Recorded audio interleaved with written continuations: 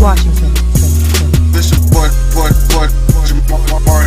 Martin for here once again.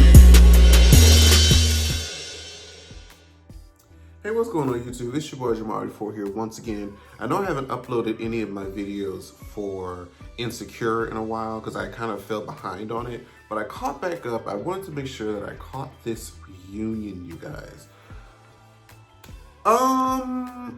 I had very high hopes for this reunion, but not reunion, I keep calling it reunion.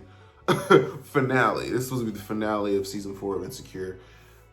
I was underwhelmed. Very underwhelmed. I kept checking the timestamp. I'm like, okay, this is a little slow. This doesn't feel very finale-esque. But you know, we'll talk more about this. I want to go ahead and get into it. I don't have as much notes. I have like little bullet points. And the way that Insecure kind of works, Insecure works not necessarily like a play-by-play, but like they bring up discussions about different events and scenes that happen in the episode. So we start off the episode, or at least the first point that I want to talk about is Lawrence getting his job in, I believe it's San Francisco. And, you know, he meets up with Issa and, you know, they're being very congratulatory. They're talking about having assistants. He's going to have this corner office. He's going to be able to do all these great things. And, you know, Issa's happy for him, but, you know, at the same time, they both are thinking in the back of their minds that this means that, you know, you'll have to move, you won't be around anymore. Are we going to do this long distance thing? Because I guess they're saying that they're official now. Like, it was just kind of like a messing around thing, but it looks like they're going to be official now. And she's like, you know, I really want this to work. And San Francisco's on like a 45-minute flight from here. You know, I may need new friends. I can always visit my family, because she's talking about like Molly isn't really, you know, doing it for her right now. I mean, Kelly and Tiffany are kind of off and on doing their own thing. They're not really as vital and pivotal as Molly was, and since Molly's kind of doing on some other shit right now, I feel free to move. So she's trying to put in the work. She's trying to, you know, make sure she's there for Lawrence in this opportunity. Okay, great. That's awesome. I want to move forward to the scene with Nathan. Issa visits Nathan in this barber shop, and, you know, he wanted to show her, like, you know, where he works at, what he's doing. Okay, that's great. But he apologizes because y'all remember in, I think it was last week's episode, when Issa approached Nathan and let him know that they are, or she is seeing Lawrence again. She's back seeing her ex again, and they wanted to kind of keep it like a platonic relationship because, you know, he still has residual feelings for Issa, of course, because, you know, they had a whole thing going. And, you know, she told him about all the things that Lawrence had put her through at the time. And so see, this is the problem when you start talking about the issue that you have with your relationship, because the other person doesn't know anything else than the version that you paint of that person. So if you're only telling them about all the bad stuff, of course, whenever you bring them up again, if you decide to get back with them, of course, you may know the good parts about them. You may know the things that brought y'all together, the good times, the happy times, but they don't know any of that. So all they knew is that they lied, they cheated, they did dumb stuff, they hurt you. That's all that they know. So when you say that you get back with them, to them, it's kind of like, I mean, I thought you was over that. I thought you was done with that, you know, all that mess. So that was probably what was fueling Nathan's response last week when Issa told him that they were dating, because I'm sure that Issa told him all this crap about Lawrence, and he's kind of like, well, I thought I was a better match for you, because I'm trying to, you know, get myself together.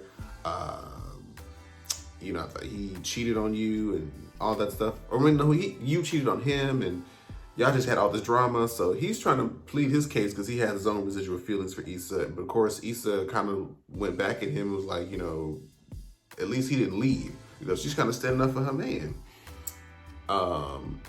But during that whole exchange, he did apologize because he felt like it was kind of out of pocket for him to talk about Lawrence in that way.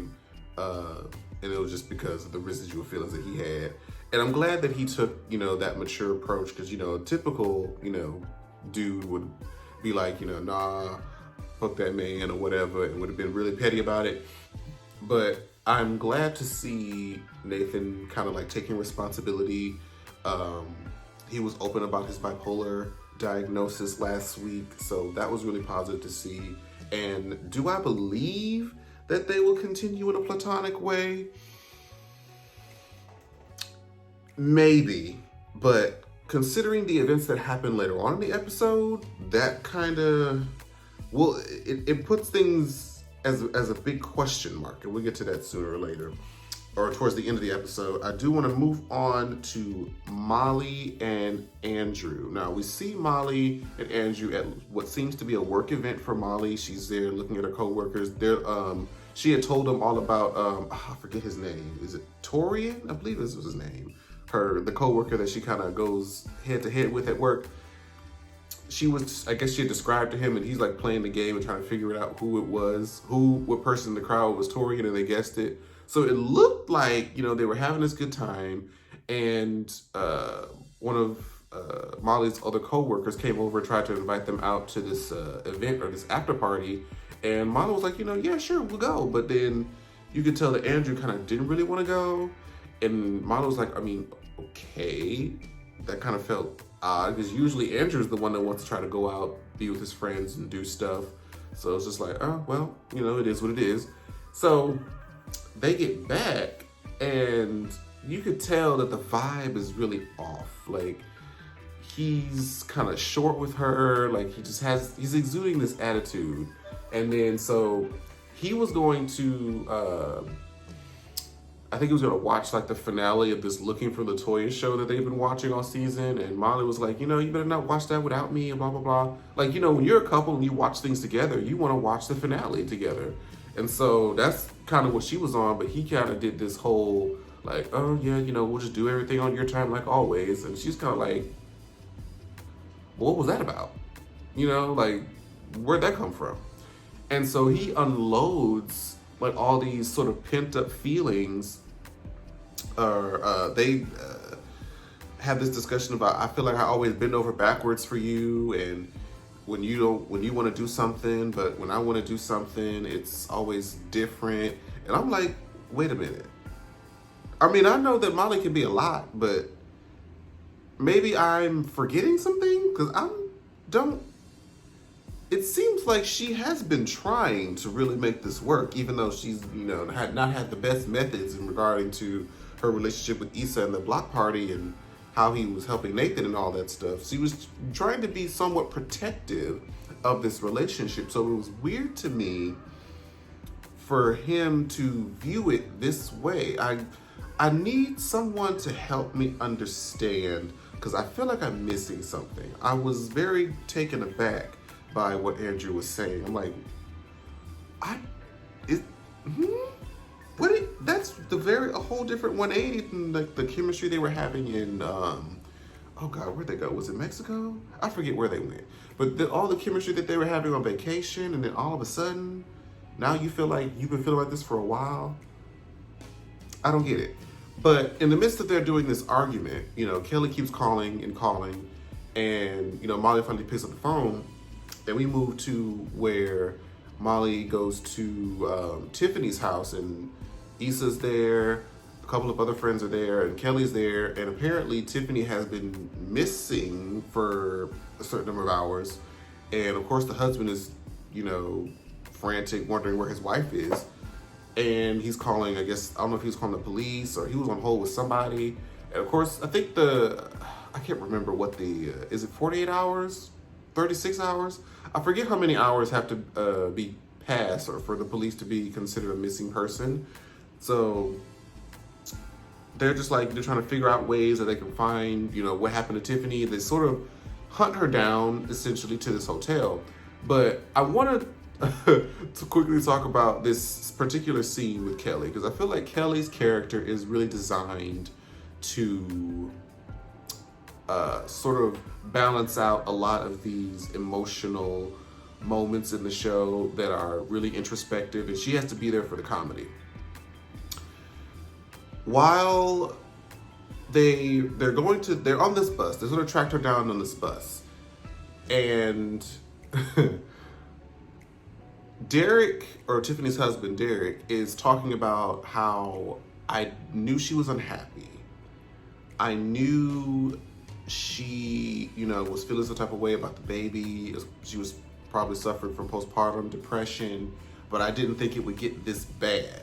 And you could tell because Issa's on one side of him and Molly's on the other side of him. And you could tell that all the things that he's saying in reference to his wife and their relationship match exactly or similarly to how Molly and Issa were feeling about one another.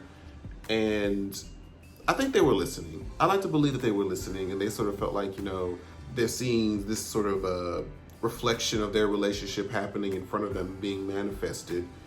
But one of the funny moments is that this strange white guy was next to Kelly while she was on the phone, and he tells her that my inner black woman looks just like you.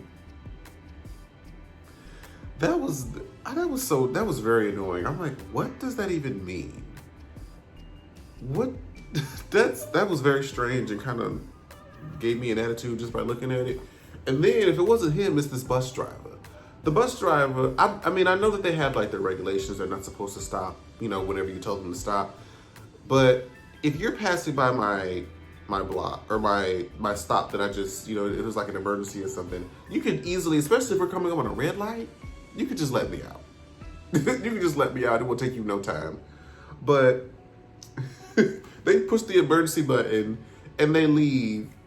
And this man actually calls the cops.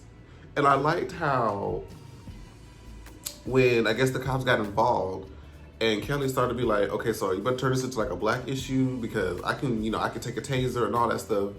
And you could tell that the officer did not want any part of that. They did not want to be a part of that stigma of the cops being racist towards, black people. So there's like, look, everybody just go home. Everybody just go home. And Kelly was like, fuck you, fuck you, fuck you. I love Kelly's character. She is really like the light in the darkness a lot of times with these episodes, because sometimes they can get really, really heavy, and she's always there to kind of lighten it up a little bit. So they track Tiffany down to this hotel room, and honestly, I thought that she was cheating. I thought we was about to open that door, especially when she did open the door, because she paused for a second. She knocked on the door and she didn't answer right away, because I'm thinking like, is this the right place? Is she still in here? And when she opened up the door and she was like wet, like she just got out of the shower, or she, was changing or whatever, I'm thinking that there was another man in that room. And she was like, I'm sorry that this happened like this or something like that. And I really thought she had another dude in there, that it was about to go down. But apparently she just needed to get away. She felt depressed, and they hugged it out. And I want to believe that, again, Issa and Molly were watching and kind of seeing like, okay, if they're able to be vulnerable, if they're able to be expressive with how they're feeling and share, then maybe we can do that too. They didn't really say it, but I like to think that was what was going on in that moment. And it was interesting to see Tiffany, this character who we've seen like prim, proper, usually very done up, strong, usually the stronger one of the group, and how she's kind of like vulnerable. She's the only one that's married. She's the only one that's having a child. So she's having these unique struggles happening. And so it was interesting to see her sort of navigate with her and her husband's marriage and how they're trying to sort of come back from that. Let's see what I want to talk about. Okay, last two things. Andrew, when Tiffany's safe, they find her. Molly comes back to her house with Andrew, and she apologizes for having to leave out like that and he understands that it was her friend that needed help. But she said, I feel like we should still communicate. We're not as riled up right about now. And essentially, Andrew says that I feel like we're just not on the same page. And she's thinking that it's because he didn't want to go to the event with her brother, and she's been working like she's thinking it's a lot of surface level stuff, but he said that he's been feeling like this for a while. So that leads me to believe, okay, so when did this start? Like, how long has this really been going on, and why am I just not hearing about it? That would be my question if I were Molly, because it seems like this is coming out of nowhere. But however, Molly's not necessarily helping her case by like, oh, like this is the longest that either one of us have ever been in a relationship. Do you want to just throw all that away? And you know, like we can go to counseling, I can share more, I can do this, I can do that. And he just sort of cuts her off like, what are you fighting for? And I'm like, what do you mean? I was so confused and just taken off guard by Andrew's wanting to sort of break up with Molly in this instance. I was like, what? Where does this come? Somebody tell me. If you're watching this video and you have a better understanding, could you please put it in the comments? Because I really need to know, because I feel very lost and confused by that. So she's kind of crying. They didn't really specify whether or not, how did they end it? Did they decide to end it or what? But next comes probably the biggest bombshell of the episode, or this finale rather. So Issa's at home and Lawrence comes over, and you know, he could tell that he's kind of like in a mood where he's usually like happy, and he's kind of trying to tell her something, and she's like, are you okay? Like, you know, what's going on?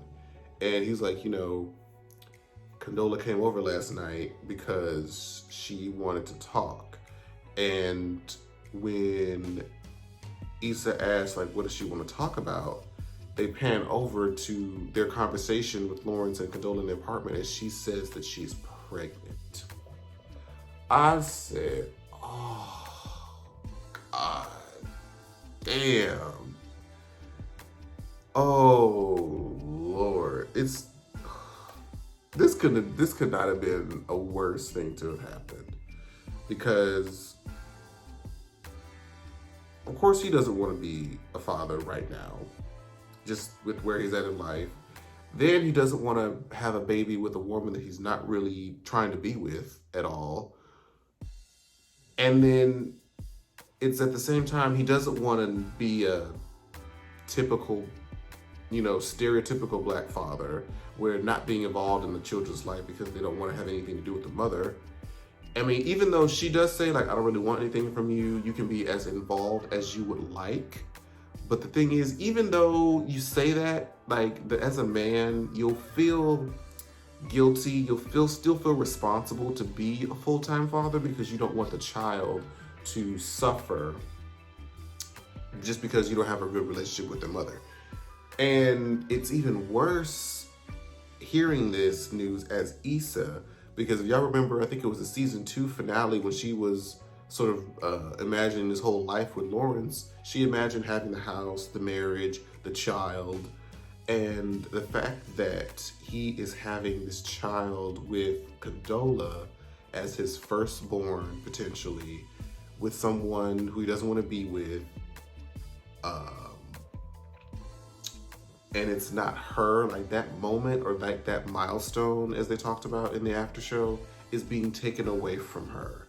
So it's like they're finally getting back on track, and then all of a sudden it's just completely derailed. And now not only is he moving away, but now he has this child on the way with this woman that he's no longer with. And now his firstborn will not be with her. And it's different to meet someone who already has children, but when you have sort of, especially as long as an extended history as Lawrence and Issa have, if you have that kind of history with one another and you're starting to get back on that same wavelength again, and then you pop up with a child, like that is devastating, I can imagine, on Issa's part. She says she doesn't know how to feel. It's a lot to process. And it's for this reason why it depends on Issa's maturity and how she's gonna process this whole situation. This is why I believe that Nathan still has somewhat of a chance, because Lawrence leaving and having this baby, I can't see that not messing with her mentally, and she's gonna potentially use potentially use Nathan as a means of comfort. I see her maybe seeing like, well, I may not have this milestone with Lawrence, but I maybe have this milestone with Nathan. It depends. I hope she doesn't do that, but I see that as a potential possibility moving forward, depending on how she handles this whole situation. But the part about this finale that makes it so frustrating is that, so after Issa's had this really sort of traumatic moment happen, Molly's had this whole random issue happen with her relationship. Apparently, Molly extended an invitation to Issa to meet her at this restaurant. She says, I'm glad you came. Issa says, I'm glad that you called. And they're sort of talking things out like normal, like they used to. But then the camera pans out, and I'm like, wait, this is not about to end. There's no way this is about to end. And it's about to end. I'm like, we needed, this whole season has built up to them, the breakdown of their friendship. And we were starting to somewhat see a resurgence, or like attempts at a resurgence. And when they both have these big moments where they really need each other the most, especially during this season, and they're having the conversation, we can't even be a part of it. That was frustrating to me. I don't know. I mean, I still support the series and everything, but it just felt very haphazard. I felt like I talked about this on this Insecure group that I'm in on Facebook. I felt like last week's episode would have been a better finale than this one, where Issa and Molly sort of severed things more or less, and it just could have ended right there, and that would have been a great base to go forward into the following season. But now we have this baby thing, and okay, they're talking about it. Are Molly and Andrew together? Like, did she mention the pregnancy? Like, all of these questions are not answered. And I know it gives like a, foreshadowing, or makes you want to watch the next season, but I didn't feel complete. I felt kind of robbed a little bit, but be that as it may, it is what it is. It's still an amazing show for what it's worth. I appreciate anybody that come in and want to watch and just discuss. Please leave in the comments what you thought about the episode. Make sure you like, comment, and subscribe to the YouTube channel. Thanks again for watching, and I'll see you guys next time. Bye, guys. Like, share, subscribe.